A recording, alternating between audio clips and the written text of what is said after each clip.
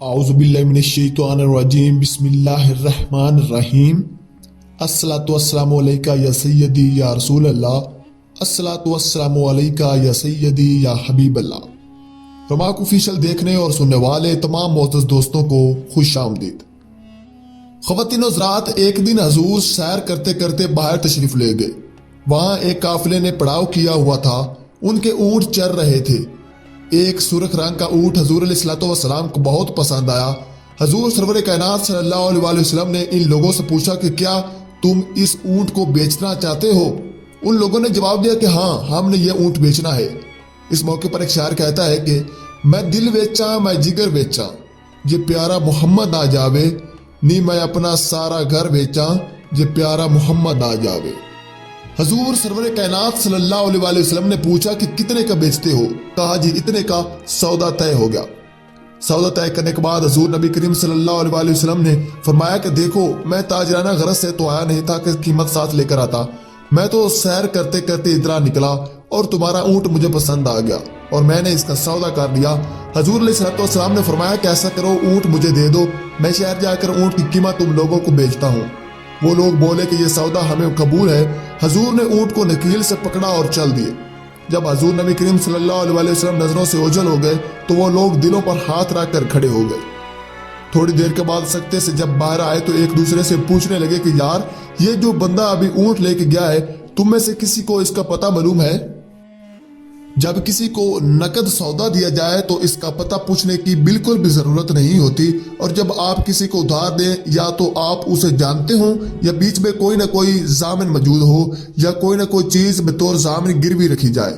وہ لوگ آپس میں کہنے لگے کہ ایک شخص آیا، تم لوگوں سے تمہارا قیمتی اونٹ لے گیا اور تم لوگوں نے اس کا پتہ تک بھی نہیں پوچھا اور نہ ہی تم لوگوں نے کوئی ضامن لیا۔ وہ لوگ کہنے لگے کہ تم سب کی عقل پر پردہ پڑ گیا، تم اس کا پتہ تو پوچھ لیتے۔ ان لوگوں میں سے ایک شخص بولا کہ یار، جب وہ باتیں کر رہا تھا تو اس کے منہ سے پھول جھڑتے تھے۔ ان میں سے دوسرا شخص بولا کہ یار، جب وہ مسکراتا تھا تو سامنے والے پہاڑوں پر عکس پڑتا تھا۔ تیسرا شخص بولا کہ یار، میں تو اس کی آنکھیں ہی دیکھتا رہ گیا۔ ایک شاعر کہتا ہے کہ کیا خوب سجن دیاں اکھیاں نے، جی میں بھر کے سرائیاں رکھیاں نے، تو اجے میرا یار نہیں ڈٹھا، جنوں ویکھ کے چن شرماوے، ادھی راتی دن چڑھ جاوے، جے او رخ تو نقاب ہٹاوے، جے او نکلے سیر کرن نوں سارا گلشن سیس نواوے، اتے دھرتی لف لف جاوے، جے ہاتھ پھلاں وچ رکھے، ہاتھ پھلاں تو ود جاوے، نین نشیلے مست رسیلے، وچ سونا کجل سواوے، اک اگڑے تے ان پیا جاگے، جویں میں کھانا کھل جاوے۔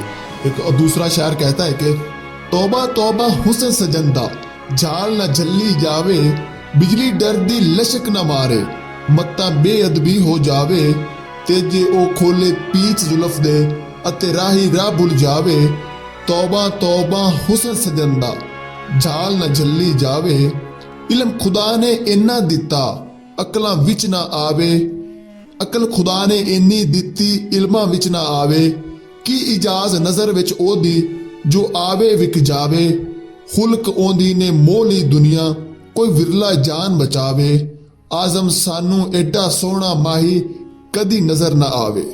وہ لوگ سرکار مدینہ کے حسن میں کھو گئے اور وہ قیمتی اونٹ اپنے حسن کا جادو جگا کے تم سے ہتھیا کے لے گیا۔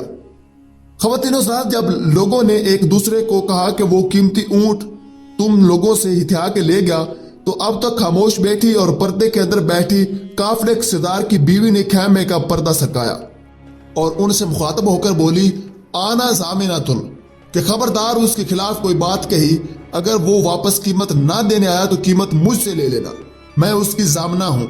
لوگوں نے کہا کہ تو اسے جانتی ہے؟ کہا واللہ میں بھی نہیں اسے جانتی۔ تو کہا پھر ضمانت کیسے دے رہی ہو؟ کہنے لگی کہ جب تم سودا کر رہے تھے تو خیمے کے اندر سے میں نے اس کا چہرہ دیکھا تھا، اور کہا کہ جس کا چہرہ اتنا سونا ہو وہ جھوٹ کبھی بھی نہیں بول سکتا۔ تھوڑی دیر گزری تو حضور نبی رحمت دو عالم صلی اللہ علیہ وآلہ وسلم کے غلام آ گئے اور کہنے لگے کہ وہ لوگ کدھر ہیں جن سے ہمارے آقا صلی اللہ علیہ وآلہ وسلم نے اونٹ خریدا تھا؟ کہنے لگے کہ جی ہم ہیں۔ کہا کہ یہ حضور نے کھجوریں تمہاری ضیافت کے لیے بھیجی ہیں، اور کہا کہ یہ تمہارے اونٹ کی قیمت ہے۔ انہوں نے کہا کہ قیمت بعد میں دینا، ہم تو خود ہی بک گئے ہیں۔ ہمیں بتاؤ کہ وہ خوبصورت اور حسین و جمیل پیارا چہرہ رہتا کہاں ہے؟ کہا کہ یہ جو نکلستان مدینہ سامنے دکھائی دیتا ہے یہی ڈیرے ہیں اس محبوب کے۔ وہ سارے کا سارا قافلہ اٹھا اور مدینے جا کر پہنچا، حضور سرور کائنات صلی اللہ علیہ وسلم کے قدمین مبارک میں جا کر بیٹھ گیا۔ تیری تاک کے ادامہ میں مرید ہو گیا۔ وہ چہرہ بھی اتنا حسین و دلکش ہے اور جیسے دیکھ کر خدا یاد آتا تھا۔ اللہ اللہ یاد آتا ہے خدا دیکھ کے صورت تیری، وہ اتنا سونا ہے کتنا سونا ہے۔ پیر میرے علی شاہ فرماتے ہیں کہ مکھ چند بدر شاشانی ہے، مت چمک دی لاٹ نورانی ہے، کالی زلف تیاک مستانی ہے، مخمور رکھی ہن مد بریاں۔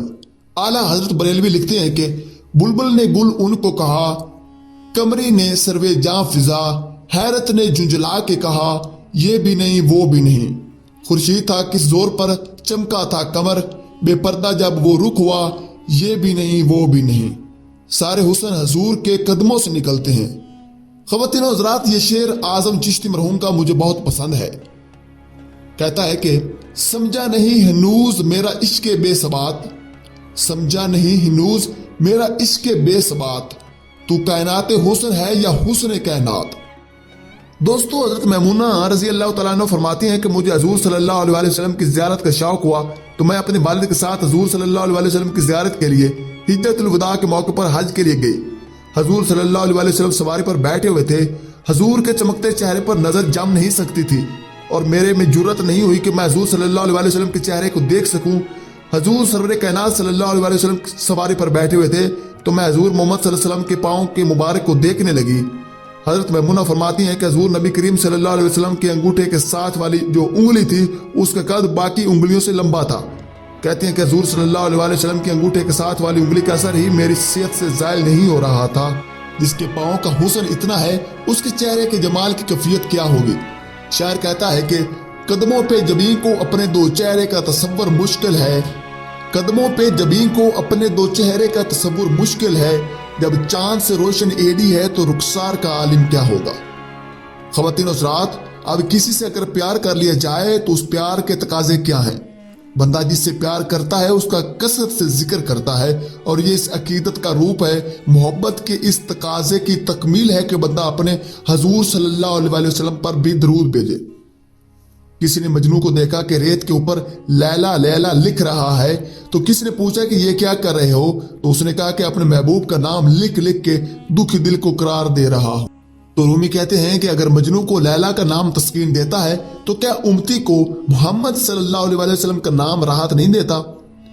میں خانہ سہارا دیتا ہے نہ جام سہارا دیتا ہے، میں خانہ سہارا دیتا ہے نہ جام سہارا دیتا ہے، ہم کو تو مدینے والے کا بس نام سہارا دیتا ہے۔ ٹھنڈک پڑ جاتی ہے سینے میں جب کسی کے لبوں پر اس مبارک نام کا چراغاں ہوتا ہے۔ تو جس سے اگر پیار کیا جاتا ہے اس کے ساتھ کثرت سے ذکر کیا جاتا ہے۔ میاں صاحب نے بھی اپنے انداز میں کیا خوب کہا ہے، جو کسی دا عاشق ہووے تے گل بھی اودی کردا ہے، سو مکر بہانے کر کے مرنے اس دے مردہ ہے۔ دوستو، کیسی لگی آپ کو آج کی ویڈیو؟ اگر ویڈیو پسند آئی ہو تو لائک شیئر اور سبسکرائب ضرور کریں۔ اگلی ویڈیوز تک کے لیے اجازت دیجیے، اپنا اور اپنے پیاروں کا ڈھیر سارا خیال رکھیں۔ اللہ نگہبان۔